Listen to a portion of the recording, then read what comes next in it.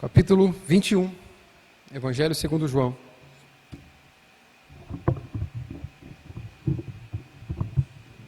Estamos juntos? Diz assim a palavra do Senhor. Lerei do verso 1 ao 25. Acompanhe atentamente a leitura da palavra de Deus, ouça com fé. Diz assim: Depois disto, tornou Jesus a manifestar-se aos discípulos junto do mar de Tiberíades. E foi assim que ele se manifestou. Estavam juntos Simão Pedro, Tomé, chamado Dídimo, Natanael, que era de Caná da Galileia, os filhos de Zebedeu e mais dois dos seus discípulos. Disse-lhes Simão Pedro: Vou pescar. Disseram-lhes os outros: Também nós vamos contigo. Saíram e entraram no barco e naquela noite nada apanharam. Mas, ao clarear da madrugada, estava Jesus na praia. Todavia, os discípulos não reconheceram que era ele. Perguntou-lhes: Filhos, tendes aí alguma coisa de comer? Responderam-lhe: Não. Então lhes disse: Lançai a rede à direita do barco e achareis. Assim fizeram e já não podiam puxar a rede. Tão grande era a quantidade de peixes. Aquele discípulo a quem Jesus amava disse a Pedro: É o Senhor. Simão Pedro, ouvindo que era o Senhor, cingiu-se com a sua veste, porque se havia despido, e lançou-se ao mar. Mas os outros discípulos vieram no barquinho, puxando a rede com os peixes, porque não estavam distantes da terra, senão de quase 200 côvados. Ao saltarem em terra, viram ali umas brasas e em cima peixes, e havia também pão. Disse-lhes Jesus: Trazei alguns dos peixes que acabastes de apanhar. Simão Pedro entrou no barco, arrastou a rede para a terra, cheia de 153 grandes peixes, e não obstante serem tantos, a rede não se rompeu. Disse-lhes Jesus: Vinde e comei. Nenhum dos discípulos ousava perguntar-lhe: Quem és tu? Porque sabiam que era o Senhor. Veio Jesus, tomou o pão e lhes deu, e de igual modo o peixe. E já era esta a terceira vez que Jesus se manifestava aos discípulos, depois de ressuscitado dentre os mortos. Depois de terem comido, perguntou Jesus a Simão Pedro: Simão, filho de João, amas-me mais do que estes outros? Ele respondeu: Sim, Senhor, tu sabes que te amo. Ele lhe disse: Apacenta os meus cordeiros. Tornou a lhe perguntar pela segunda vez: Simão, filho de João, tu me amas? Ele lhe respondeu: Sim, Senhor, tu sabes que te amo. Disse-lhe Jesus: Pastoreia as minhas ovelhas. Pela terceira vez, Jesus lhe perguntou: Simão, filho de João, tu me amas? Pedro entristeceu-se por lhe ter dito pela terceira vez: Tu me amas? E respondeu-lhe: Senhor, tu sabes todas as coisas. Tu sabes que eu te amo. Jesus lhe disse: Apacenta as minhas ovelhas. Em verdade te digo que, quando eras mais moço, tu te cingias a ti mesmo e andavas para onde querias. Quando, porém, fores velho, estenderás as mãos e outro te cingirá e te levará para onde não queres. Disse isto para significar com que gênero de morte Pedro havia de glorificar a Deus. Depois de assim falar, acrescentou-lhe: Segue-me.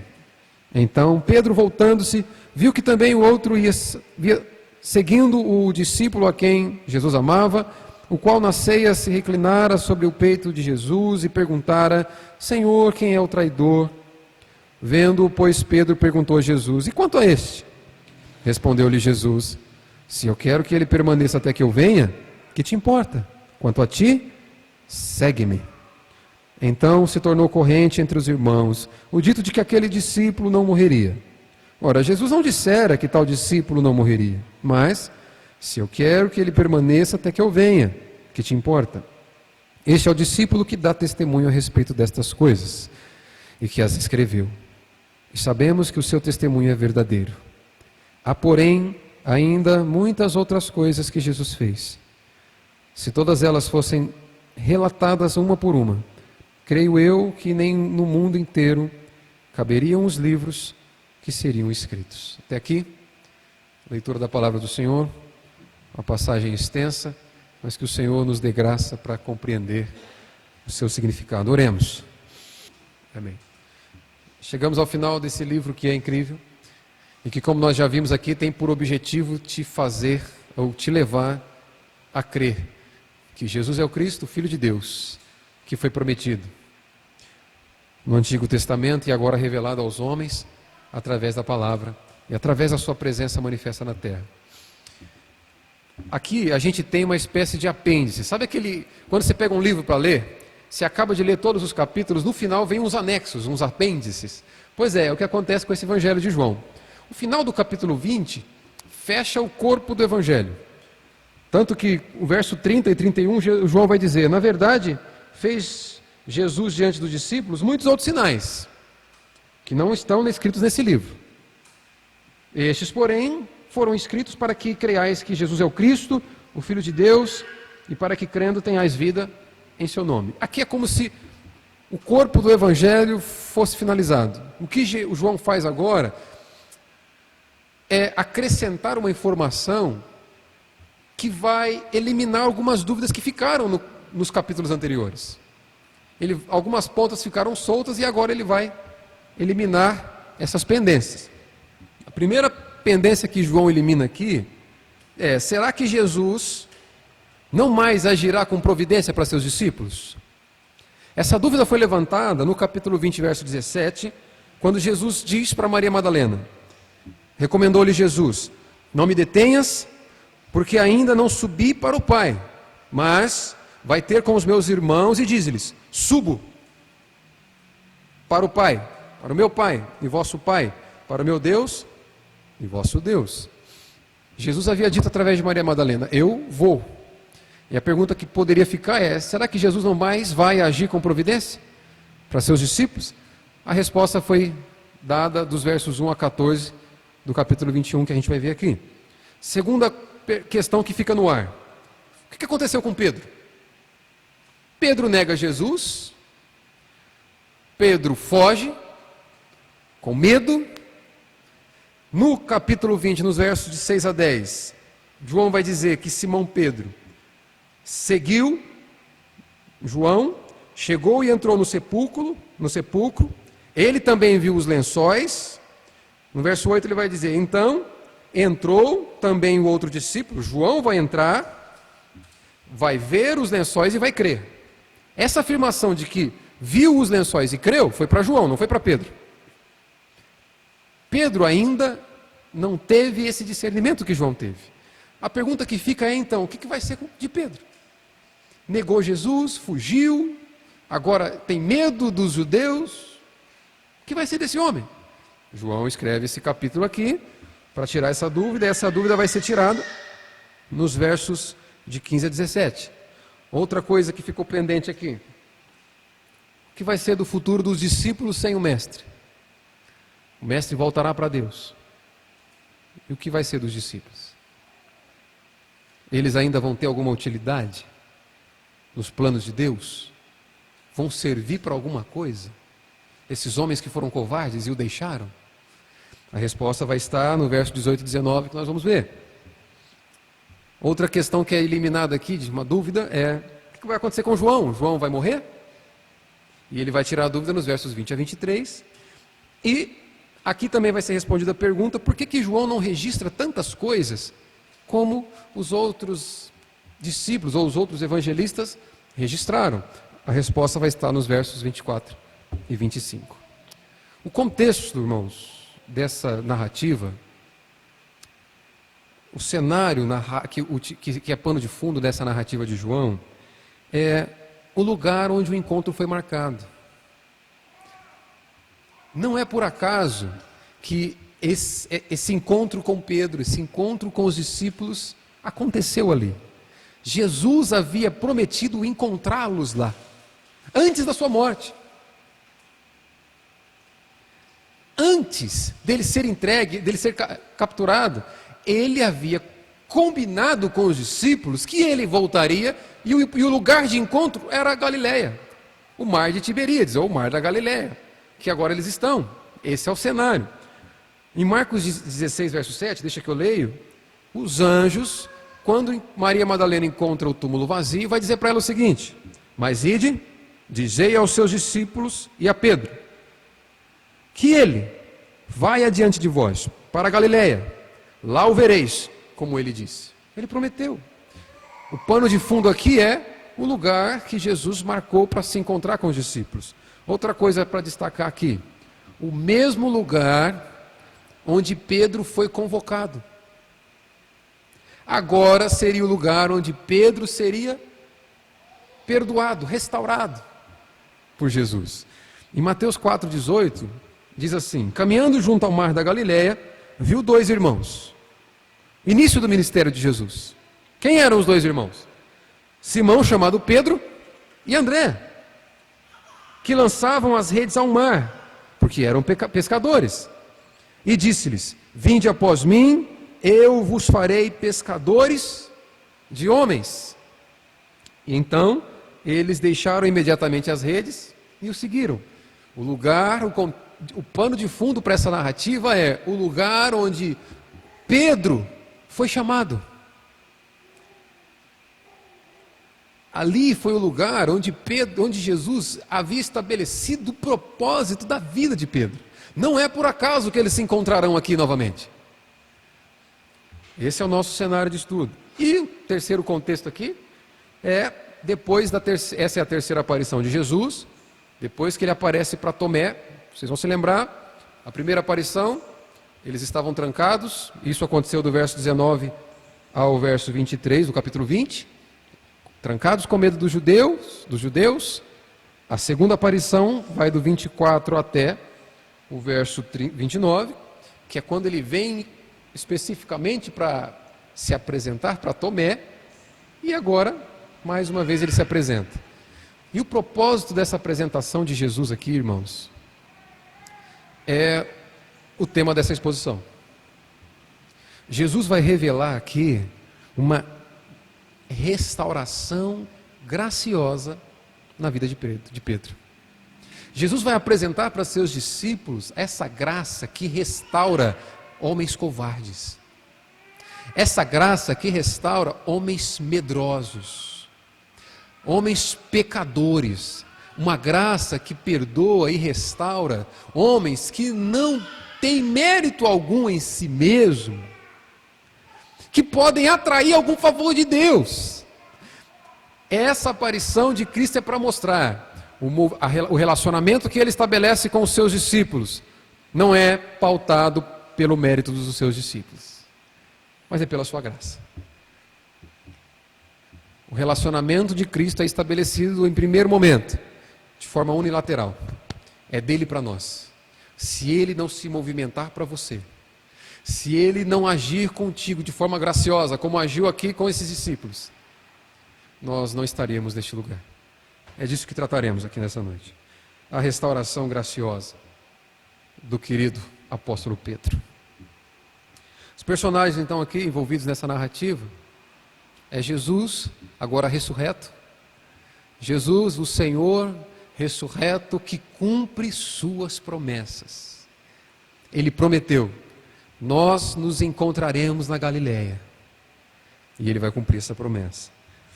Ele vai ao encontro daqueles homens, se encontrando com outro homem que também fez promessa. Assim como você faz promessa para ele. Jesus vai se encontrar com outro homem que também fez promessa. E a promessa que ele fez é: jamais te deixarei. Vou contigo até as últimas consequências. Sou capaz de entregar minha vida por você, de te amar de forma sacrificial.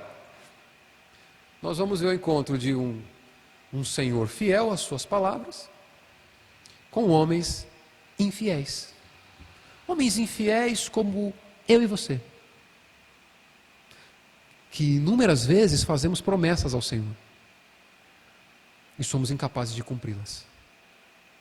Vamos ver como que Jesus reage com homens que têm dificuldade para serem fiéis a Ele.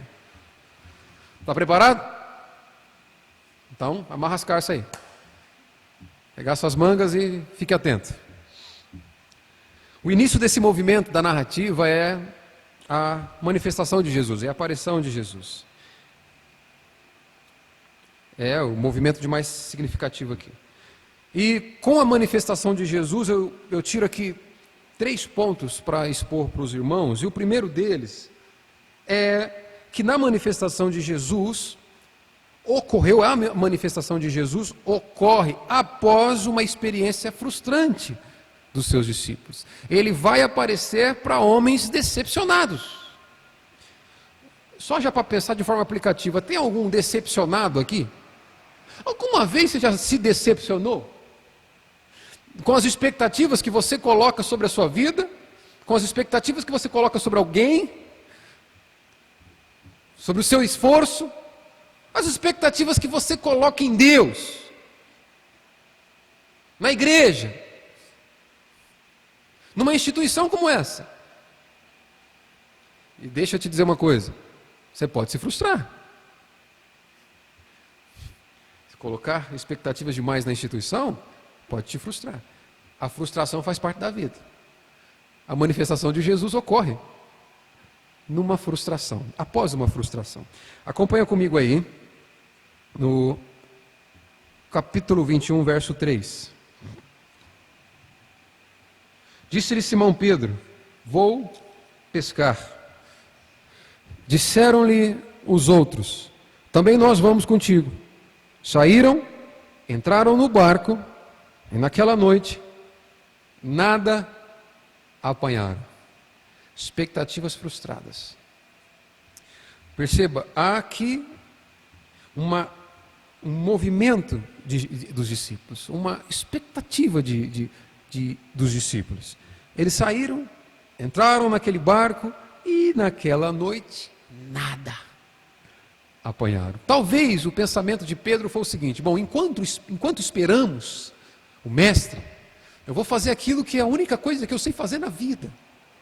Uma vez que agora o mestre morreu, voltarei a fazer aquilo que fazia quando ele me encontrou. Voltarei a fazer a única coisa que sei fazer na vida, vou pescar. Pedro era pescador. Um ponto importante a ser destacado aqui é que quando Jesus chamou seus discípulos, ele havia declarado para Pedro o seguinte: me siga, porque eu vou fazer de vocês pescadores de homens. Jesus apresenta um propósito sublime para a vida daqueles homens, que deveria agora ser o que movimenta seu coração.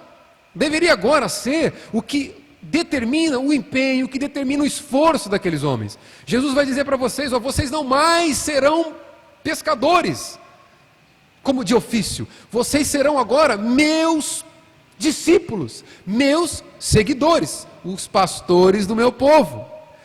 Farei de vocês pescadores do meu povo. Jesus apresenta um propósito muito mais sublime. Talvez, estou convencido de que o fracasso daquela noite foi para deixar claro, serviu para mostrar para aqueles homens que após o seu encontro com Jesus Cristo, sua vida jamais voltaria a ser o que era antes. Após o encontro deles com Cristo, eles jamais seriam o que um dia foram.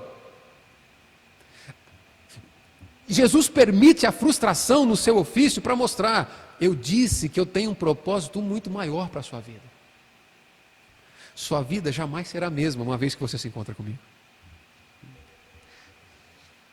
Após seu encontro com Jesus, suas vidas mudariam para sempre. Suas vidas seriam inteiramente agora dedicadas em servir o Mestre, em servir o Senhor. Retroceder não faz parte. Voltar atrás, retroceder no caminho, é impossível para você. Uma vez que você se encontra com Cristo, sua vida jamais será ou jamais voltará a ser o que era antes.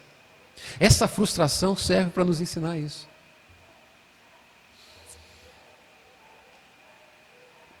O chamado do mestre é irresistível, irmão. Uma vez que ele te atraiu com esse chamado, lançar a mão do arado, voltar, retroceder, não faz parte dos planos. Jamais. Só há um caminho. E esse caminho é ele. Eles não mais seriam pescadores como ofício. Agora eles serão pastores do rebanho do Senhor. A ideia aqui é, agora eles vão servir o mestre com a sua própria vida. O mesmo serve para nós. Uma vez alvos desse chamado do mestre, jamais. Olhar para trás não cabe, não combina com cada um de nós. Essa é a primeira coisa que eu aprendo aqui. A manifestação de Jesus vem depois de uma frustração. E esse ensino é claro, ao meu ver. Segundo, a manifestação de Jesus veio acompanhada de uma revelação ou de uma provisão que o revelou. Uma provisão reveladora. Olha o capítulo 21, versos 4 a 8. Mas, ao clarear da madrugada, estava Jesus na praia. Todavia, os discípulos não reconheceram que era ele. Veja, essa distância de 200 côvados, a qual o texto nos mostra aqui, aproximadamente 90 metros. Essa é a distância que eles estavam. Quando eles veem aquele homem na praia, eles estão voltando, a princípio não reconhecem que é Jesus. Não é a primeira vez que eles têm os seus olhos fechados para isso. Há um outro relato no caminho de Emaús, e é mais intrigante ainda. Aqui eles estavam a 90 metros de distância. 2 discípulos andaram com Jesus uma distância de 11 quilômetros, sem reconhecer que era Jesus. E só reconheceram que era Jesus depois que Jesus partiu o pão e entregou para eles. Aí sim, os olhos abriram. Podemos entender, e por motivos sabe Deus quais, que esses discípulos até então também tiveram seus olhos impedidos de discernir imediatamente que era Jesus. E o motivo por isso é que essa revelação de Jesus seria demonstrada mais uma vez com um poder providencial. Verso 5. Perguntou-lhes Jesus: filhos, tendes aí alguma coisa de comer? Responderam: não. Talvez o pior reconhecimento do pescador é olhar para o seu empenho e entender que foi em vão. Passaram a noite toda exercendo a sua função e voltam com o barco vazio. É como você se empenhar com tanto esforço naquilo que você empreende fazer e nada dá certo. E alguém chega para você talvez cheio de sonhos e de expectativas, vou fazer isso, vou me empenhar nisso, vou me empenhar naquilo, e de repente nada dá certo. E aí chega alguém para você e pergunta: e aí, deu resultado? Você precisa reconhecer que foi um fracasso. E o fracasso também faz parte da vida. Crente também fracassa. Naquele dia os crentes fracassaram, glória a Deus, porque eles fracassaram. E existem fracassos nas nossas vidas, irmãos, que nos colocam de joelhos e nos levam a provar da provisão do Senhor, porque se não o experimentássemos nesse fracasso, talvez, por ocasiões outras, nós não nos renderíamos. Entende? Às vezes Deus nos permite fracassos como esse, para que tenhamos o privilégio de provar da provisão do Senhor. Porque é certo que nós temos um coração naturalmente orgulhoso e egoísta. E é certo que muitos sucessos podem nos tirar dele, podem nos fazer confiantes ao extremo, de uma forma doentia, como Pedro era confiante no seu próprio empenho e capacidade de fazer acontecer. Aprenda a louvar a Deus pelos fracassos daqui para frente. entendendo que todas as coisas cooperam para o bem daqueles que amam a Deus, inclusive cada fracasso que Ele permitiu passar. Porque existem dificuldades que, se Deus tirar de nós, nós tiramos o nosso joelho do chão e o abandonamos. E vamos pensar sobre isso. Verso 6: Então lhes disse: lançai a rede à direita do barco, e achareis. Veja que coisa incrível. Os pescadores são os mesmos, o barco é o mesmo, a rede é a mesma. O que muda agora? Agora tem a voz do Senhor.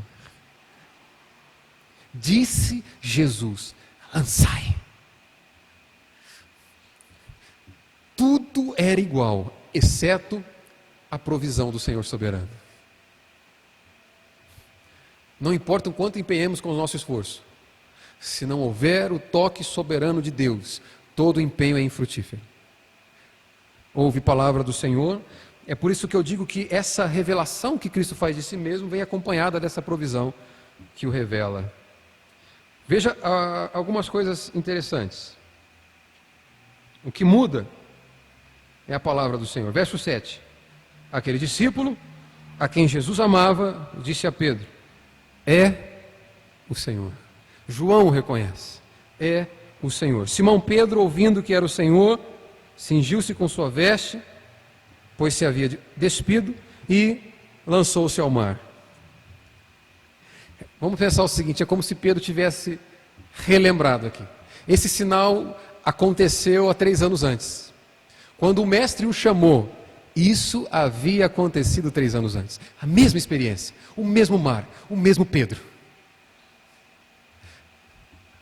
Porém, a diferença é que agora é um Pedro que teve 3 anos de experiência com o mestre. Um Pedro frustrado. Antes, ele estava frustrado porque o seu empenho no trabalho não havia dado certo, mas ele não conhecia o Senhor. Agora, o que o frustrava não era a falta de fruto no seu trabalho.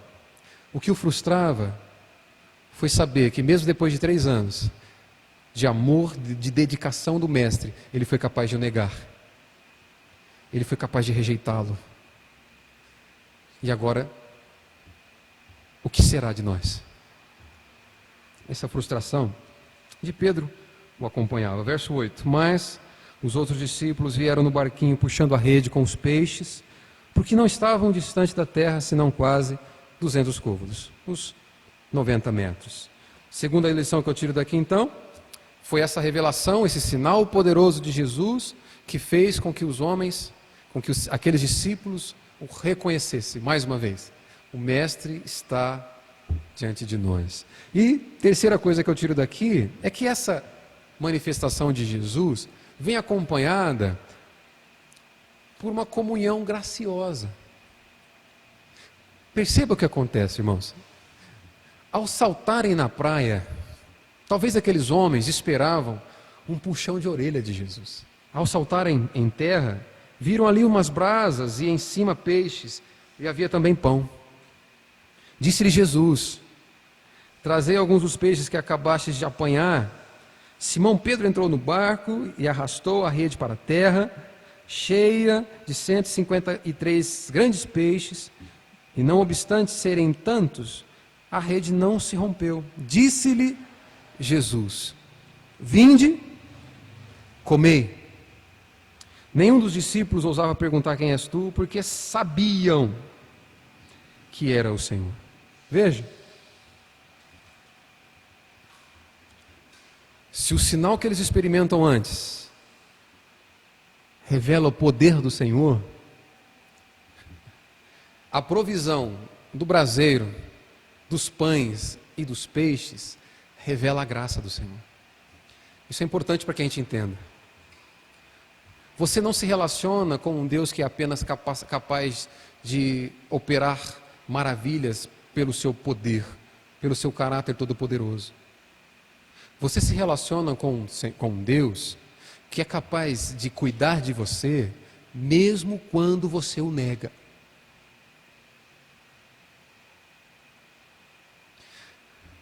Aquela provisão é graciosa, porque eles não tiveram contato apenas mais uma vez com o poder de Jesus Cristo.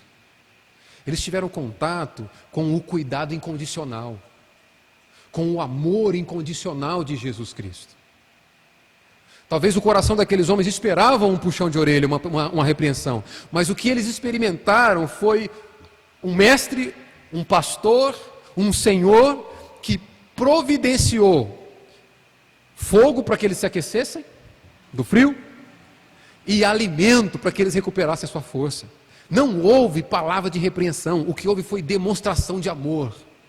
Você não está diante de um Deus apenas que é todo-poderoso. Você está diante de um Deus que ama incondicionalmente, e nada que você faz muda quem Ele é. Por isso, nada que você faz é capaz de fazer com que Deus te ame menos. Nada com que você faz é capaz de fazer com que Deus te ame mais. Deus é amor em todo o seu ser. É necessário que, como igreja, entendamos que o mesmo Deus que revela o seu caráter na capacidade de criar tudo o que existe a partir do nada, tem em mesma grandeza um amor que não espera que pessoas preencham requisitos para merecer esse amor. Entenda uma coisa, irmãos, nenhum de nós, você é incapaz de merecer o amor de Deus. É por isso que eu já afirmei e repito, o relacionamento de Cristo Jesus com a sua igreja não é com base naquilo que você faz para Ele. É com base naquilo que Ele fez por você, para o Pai. Se Jesus fosse esperar que você preenchesse requisitos para que Ele te amasse,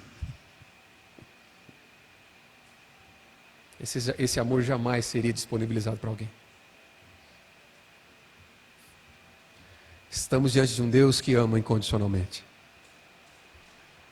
E todos aqueles que são alvos desse amor, são alvos desse cuidado gracioso, tem nisso, no fato de saber que um amor incondicional me alcançou, nisso, motivos de sobra para servir a esse Deus de forma grata. Abre um parênteses aqui. Estava conversando com os meninos da mesa hoje. Sabe por que eu odeio? Irei, mas não pequeis. Sabe por que eu odeio com ira santa, se é que eu posso dizer assim? Porque a minha ira às vezes é pecaminosa. Mas sabe por que eu tenho tanto ódio desse câncer da teologia da prosperidade? É que faz com que você se relacione com Deus, ou faz com que você entenda o amor de Deus apenas quando tudo vai bem na sua vida. Cega os seus olhos para a provisão de Deus no meio da dificuldade. Como se crente não pudesse passar por dificuldade. Eu tenho dedicado a minha vida. O infeliz que crê nessa baboseira vai dizer o seguinte: eu não consigo entender. Eu tenho servido a Deus, eu tenho buscado a Deus, eu tenho sido dizimista, eu tenho estado na igreja, mas a minha vida está uma pindaíba desgraçada, não consigo entender um trem desse. E daí? A Bíblia não diz que Deus prova o seu amor para contigo quando você experimenta a vida boa. A Bíblia não diz que Deus prova seu amor para comigo, com você, quando nenhum problema nos alcança. A Bíblia diz que Deus prova esse amor incondicional por nós, tendo Cristo morrido, quando ainda éramos pecadores, quando ainda éramos inimigos de Deus. Fecha parênteses. Eles experimentam de uma revelação graciosa, um cuidado gracioso de Jesus. E olha que isso aqui vai nos levar para o clímax dessa passagem. Quando Pedro nega Jesus, tinha um braseiro lá, tinha uma fogueira. A Bíblia, João vai narrar isso. Capítulos anteriores. João vai narrar que quando Pedro nega Jesus, ele chega lá, ele estava do lado de uma fogueira se aquecendo.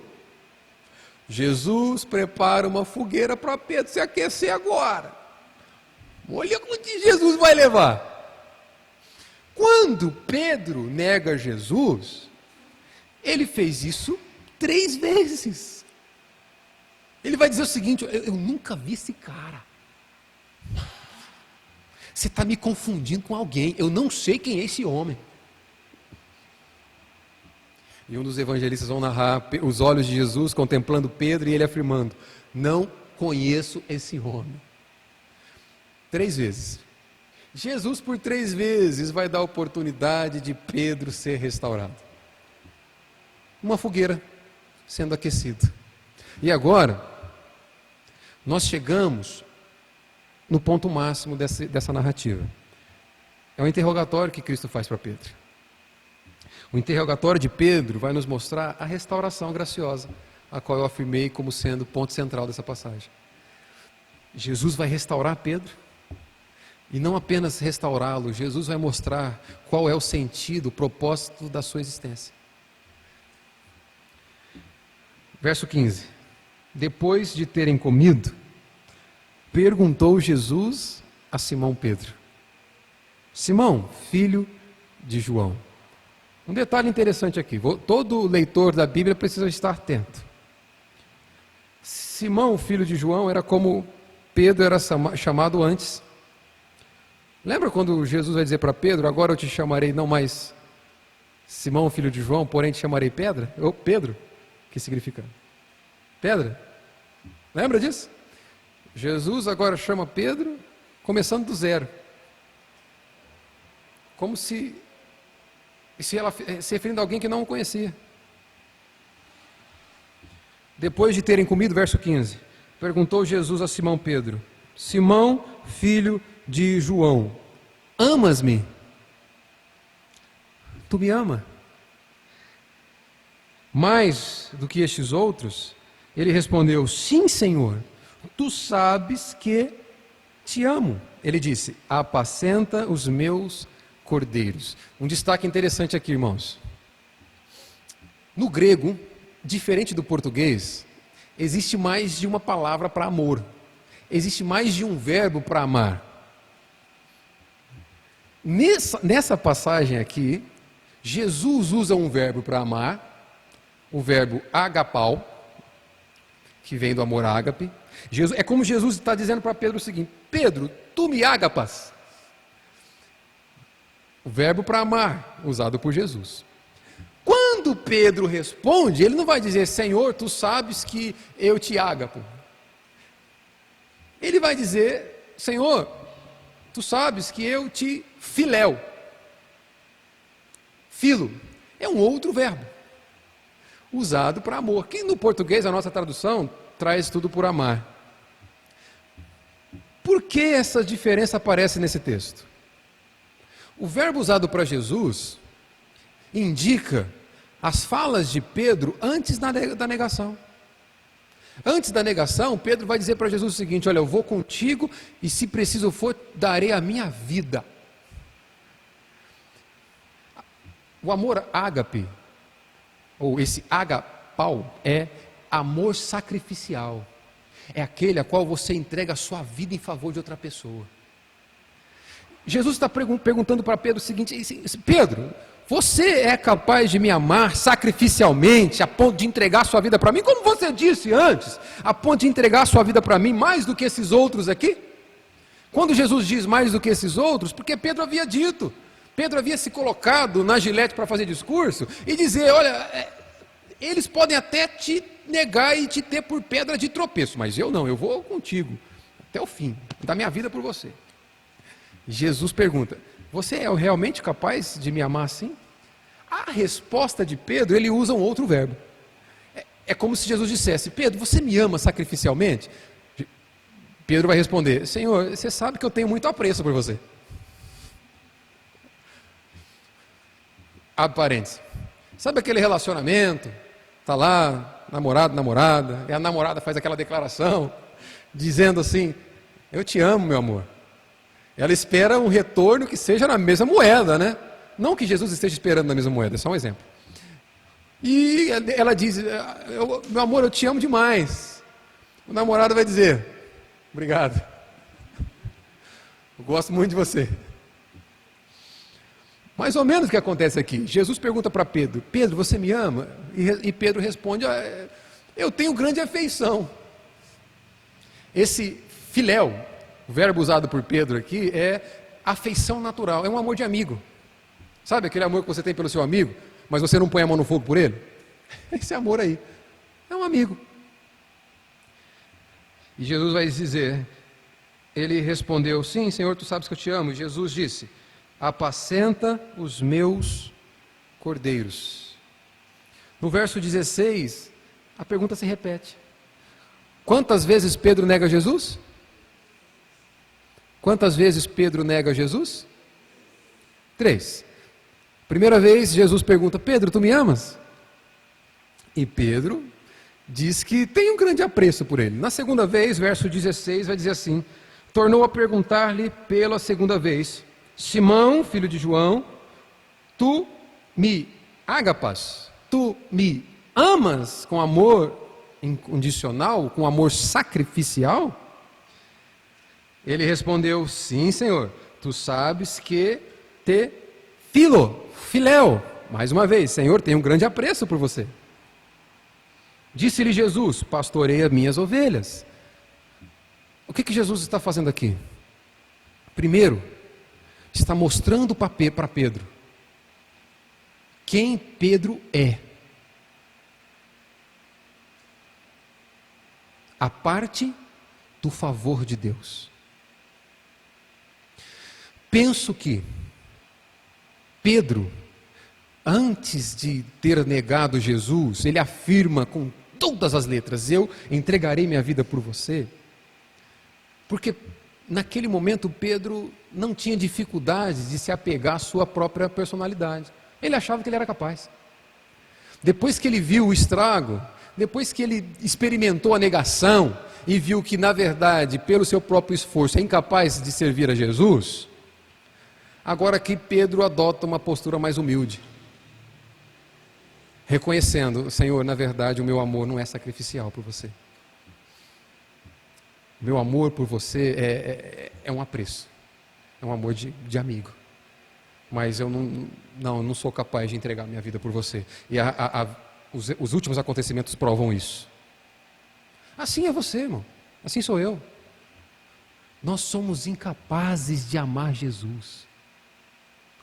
E infelizmente, isso estou falando, Jesus está mostrando para Pedro quem é Pedro, a parte da graça. Nós somos incapazes de amar Jesus com um amor sacrificial. E infelizmente, nós vimos isso aqui na quarta-feira, esse país que se denomina quase 50 milhões de evangélicos, é inundado por crentes que têm apenas apreço por Jesus.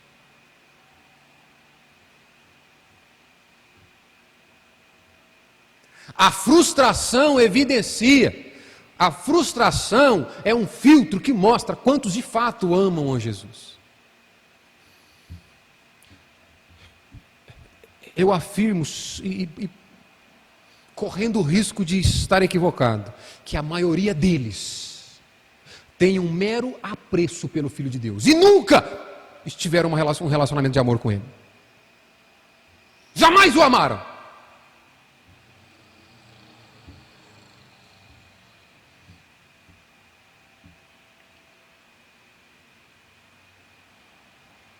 Verso 17. Pela terceira vez, Jesus lhe respondeu, Simão, filho de João, tu me filéu? Você tem apreço por mim? Agora Jesus desce no nível de Pedro. Jesus não usa mais o verbo agapão. Jesus agora usa o verbo filéu. E faz a mesma pergunta para Pedro. Então, quer dizer que você tem um grande apreço por mim? Pedro entristeceu-se por ele ter dito pela terceira vez, tu me amas? E respondeu-lhe, Senhor, tu sabes todas as coisas. Tu sabes que eu te amo. Jesus lhe disse, apacenta as minhas ovelhas. Sabe o que Jesus está fazendo aqui, irmão? Não é apenas apontar, colocar o dedo na ferida. O que um pecador menos precisa é de um dedo na ferida dele. Sabe, o que um homem caído menos precisa, quem ainda está comigo diz amém. O que um homem caído menos precisa é de alguém que vai pôr o pé no pescoço dele. Jesus não está fazendo isso aqui para expor a fragilidade de Pedro. Jesus está fazendo isso aqui para restaurá-lo. Jesus está apresentando para Pedro agora o significado da sua existência, dizendo para Pedro o seguinte: Pedro, você antes era pescador de homens, mas agora você será o pastor que eu confiarei às minhas ovelhas. Apacenta as minhas ovelhas, cuide delas. A primeira palavra usada para apacentar aqui é no sentido de dar alimento. Pedro, agora você vai alimentar o meu povo. Antes você me negou. Antes você foi incapaz de me amar com amor sacrificial. Mas Pedro, perceba uma coisa: mesmo você com esse teu amor tão frágil, perceba, mesmo você com essa incapacidade natural que todo ser humano tem, mesmo um vaso tão pequeno, feito de barro como você, Pedro, vou usá-lo para ser o instrumento pelo qual eu alimento as minhas ovelhas. Não há nada de especial em nós.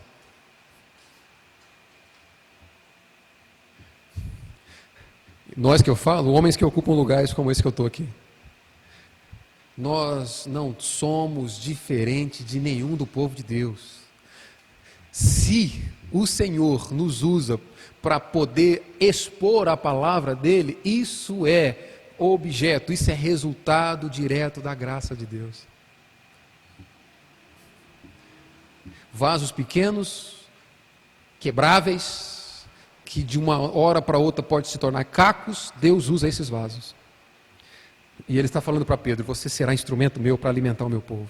E a segunda palavra aqui, que é pastorear os meus cordeiros, Jesus está dizendo para ele: olha, você cuidará, porque eu não estarei fisicamente entre vocês. Você será o instrumento através do qual eu cuidarei das minhas ovelhas. A resolução que eu tenho com esse texto é que Pedro então confirma, Jesus agora confirma Pedro como fiel discípulo. Jesus conhece o passado de Pedro. Jesus conhece a fragilidade de Pedro, assim como Jesus conhece a sua fragilidade e o seu passado. O que Jesus faz agora é apontar para o futuro de Pedro, dizendo: Pedro, lembra quando você me negou? Lá, você disse que amaria. Você disse que ia até o final, você ia entregar a sua vida. Você não foi capaz.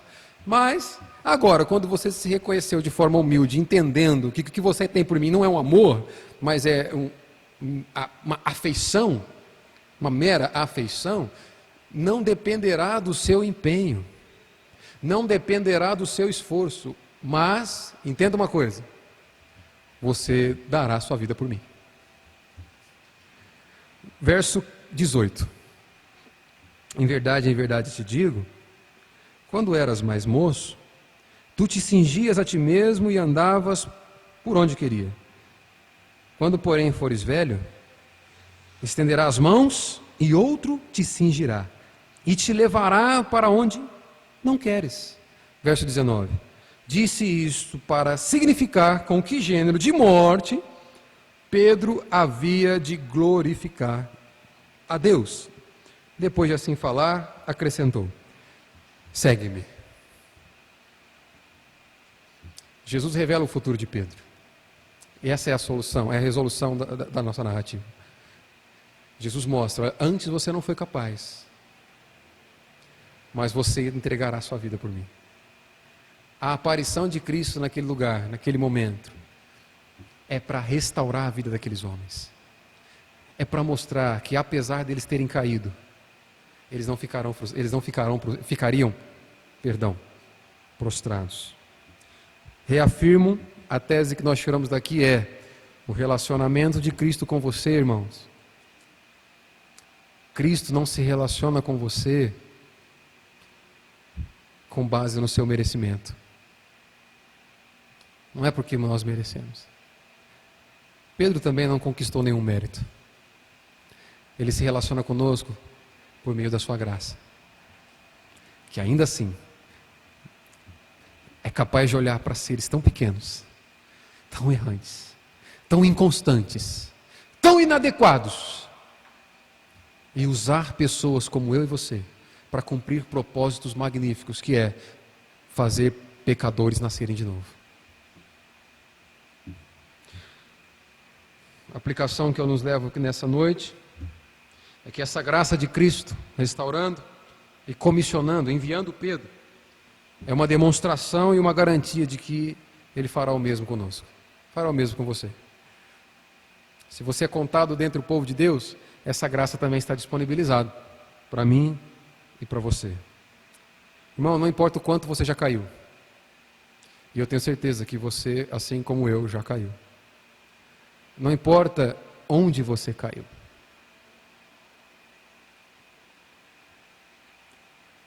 Para mim e para você, prevalece esse chamado que Pedro ouviu. Quanto a você, segue-me. Eu não sei quantas vezes você já o negou. Talvez foram muitas. Mas nessa noite você ouve pela graça do Senhor o seguinte: quanto a você, segue-me. Não importa o quanto você caiu, Ele não te deixará prostrado, Ele não te deixará no chão. Porque nós servimos a um Deus que é gracioso. Nós servimos a um Deus que nos toma pelas mãos, sem levar em conta a sujeira do nosso pecado, e nos limpa. Ele nos toma pelas mãos e não apenas nos limpa, Ele nos dá um propósito dizendo: olha, eu farei de você um instrumento. Ele não apenas te perdoa, como ainda te dá um propósito de fazer com que outros o conheçam através de você. A doutrina aqui então é: Deus é soberano sobre a fidelidade dos homens restaurados. A nossa fidelidade é um presente de Deus. Por isso que eu quero só ler novamente, você não precisa abrir. Nós vimos em Jeremias 32:40: farei com eles aliança eterna, segundo a qual não deixarei de lhes fazer o bem, porei o meu temor no seu coração, para que nunca se apartem de mim. Essa fidelidade é presente de Deus. Jamais chegaremos diante dele dizendo: nós conseguimos. Nós chegaremos lá dizendo: Senhor, obrigado, porque o Senhor nunca desistiu de mim. Obrigado porque não, independente de quantas vezes eu fui incapaz de te amar, independente de quantas vezes eu fui capaz de te confessar como meu Senhor, eu te neguei.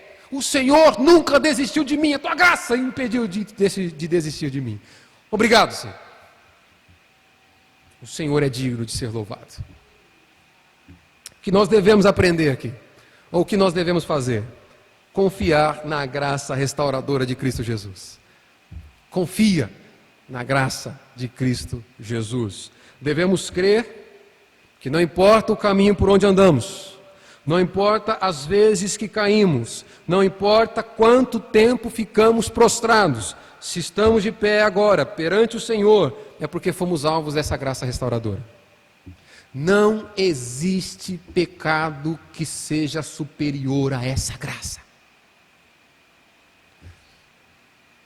Ele te põe de pé e diz: segue-me. Este texto é um convite a não confiarmos na nossa própria capacidade, mas confiarmos na graça do Senhor, na capacidade de Cristo. Perceba, é um convite a não confiarmos na capacidade de realização ou de perfeição da nossa parte, mas um convite a confiarmos na capacidade de Cristo em se importar e amar seres imperfeitos.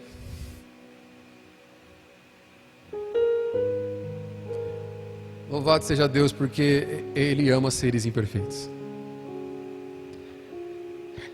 Assim como Pedro, diversas vezes nós temos negado a Cristo. Mas esse texto é um convite a confiarmos nessa graça restauradora. É Ele que nos possibilita levantar a nossa cabeça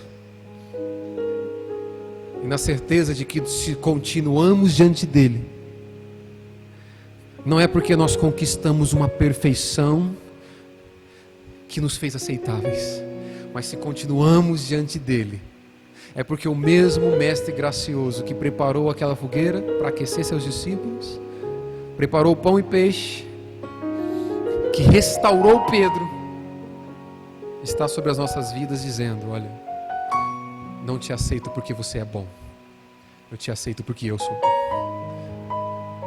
Se alegre por saber disso.